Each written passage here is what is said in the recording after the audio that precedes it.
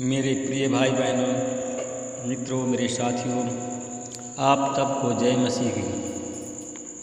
मित्रों एवं साथियों, दोस्तों एवं प्यारे बच्चों, बहनों, आज इस भोर के समय मैं आप लोगों के सामने फिर उपस्थित हुआ हूँ। मैं प्रतिदिन की तरह आज मैं आप लोगों के लिए फिर प्रार्थना करूँगा।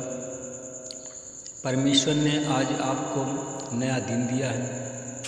परमेश्वर आज आपको सूरज की नई किरण देखने को दिया है। इसके लिए परमेश्वर का धन्यवाद करो। मित्रों, आप सब बार बार परमेश्वर का धन्यवाद करते रहें, क्योंकि परमेश्वर ने आपसे प्रेम किया। परमेश्वर आज आप पर कृपा की। परमेश्वर ने आज आपको जीवन दिया, इसलिए कि आज परमेश्वर को धन्यवाद दो, क्योंकि परमेश्वर भला है, उसकी करुणा सदा की है। परमेश्वर आप पर हमेशा सर्वदा करुणा करता रहेगा। मित्रों, मैं सबसे पहले वचन बताऊंगा, फिर प्रार्थना करूँगा। रोमियो की पत्री 1 अध्याय का 17 वचन है। मैं इस वचन के द्वारा बात करूंगा, इसी वचन के आधार पर प्रार्थना करूंगा। मित्रों,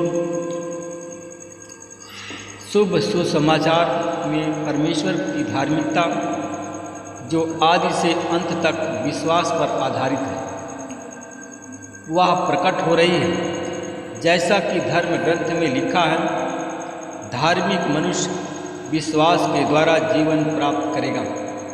धार्मिक मनुष्य विश्वास के द्वारा जीवन प्राप्त करेगा। मित्रों, क्योंकि परमेश्वर जीवन देने वाला है।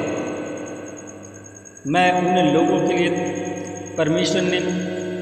उन लोगों को परमेश्वर ने नया जीवन दिया, जो अशुद्ध आत्मा से ग्रस्त थे, और अशुद्ध आत्मा ग्रस्त लोगों को परमेश्वर ने अशुद्ध आत्मा से छुटकारा दे करके उन्हें जीवन दिया।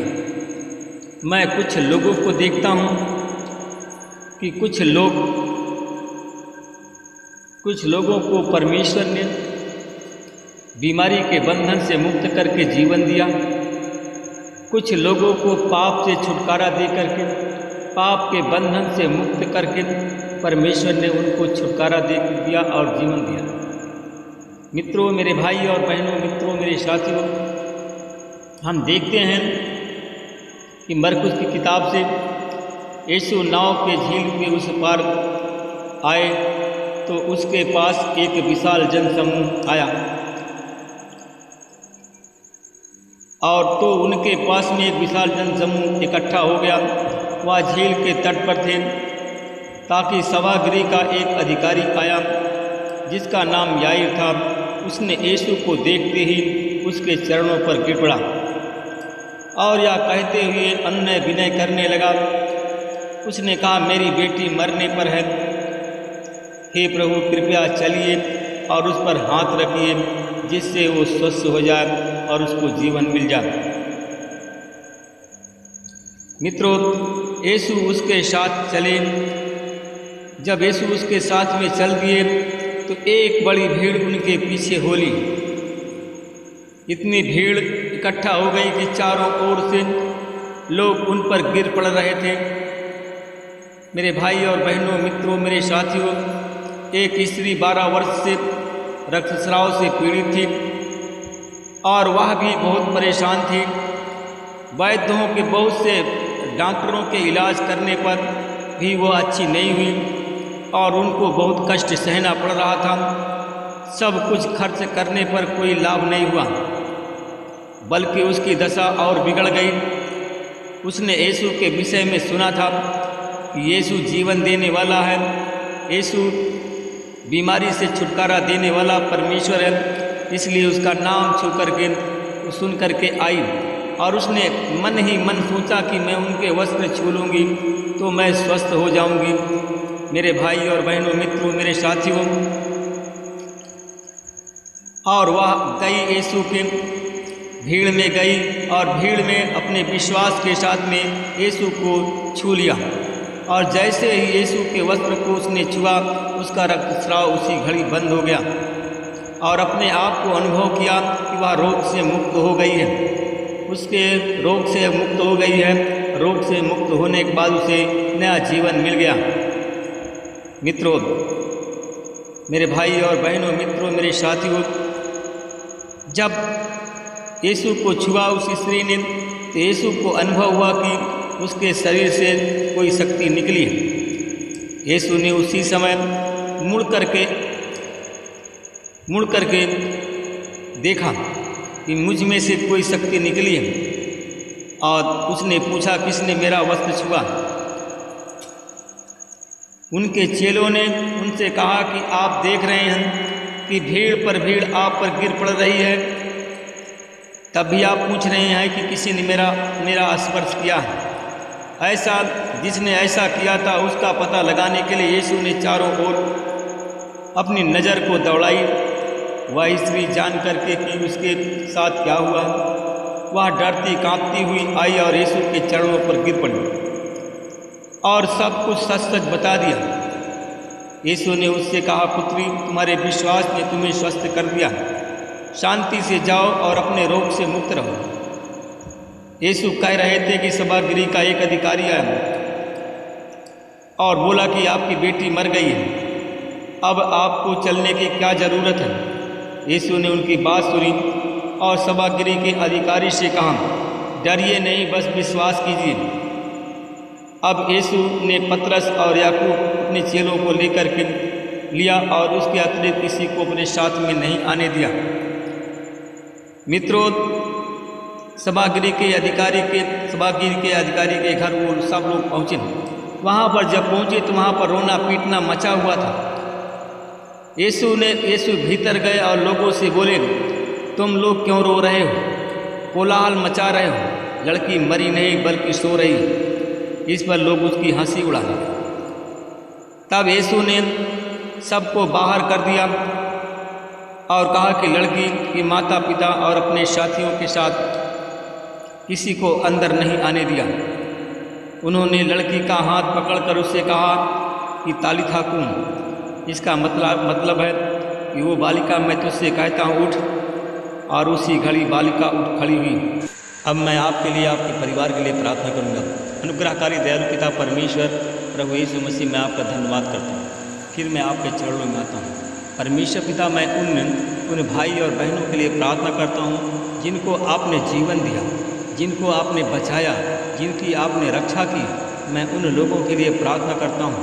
परमेश्वर पिता, मैं उन लोगों के लिए प्रार्थना करता हूँ कि जो लोग परमेश्वर पिता जो शैतान दुष्ट आत्मा के बंधन में बंधे हुए हैं और दुष्ट आत्मा की वजह से वो उनके जीवन में अंधकार ही अंधकार है, उन लोगों को आपने आज दुष्ट आत्मा से छुटकारा दे करके आज जीवन दिया, नया जीवन जीने के लिए अवसर दिया। मैं उसका धन्यवाद करता हूँ। ऐसे लोग हैं परमेश्वर पिता, ऐसे लोगों को मैं देखता हूँ परमेश्वर पिता, जो लोग शैतान ग्रसित थे, उनका नाम मैं देखता हूँ कि उनका नाम RHCPN से नाम है, और ये लोग दुष्टात्मा से पीड़ित थे। ये लोग 10 वर्षों से लगभग करीब, और ये लोग दुष्टात्मा से पीड़ित थे।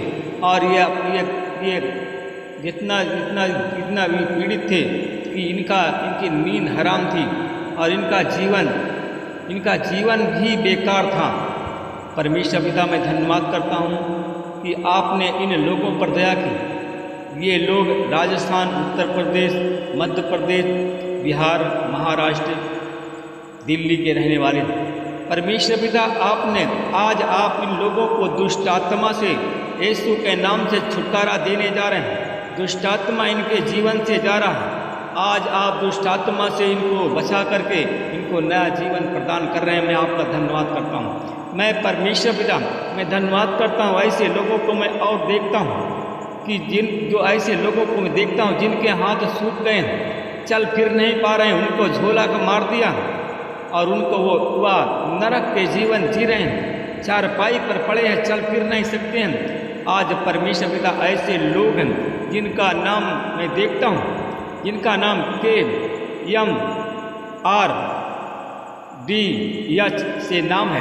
ये लोग उत्तर प्रदेश, मध्य प्रदेश, दिल्ली और ये लोग दुबई, इटली, सिंगापुर, पाकिस्तान और ये लोग जापान, श्रीलंका और अपने भारत देश के अधिकतर लोग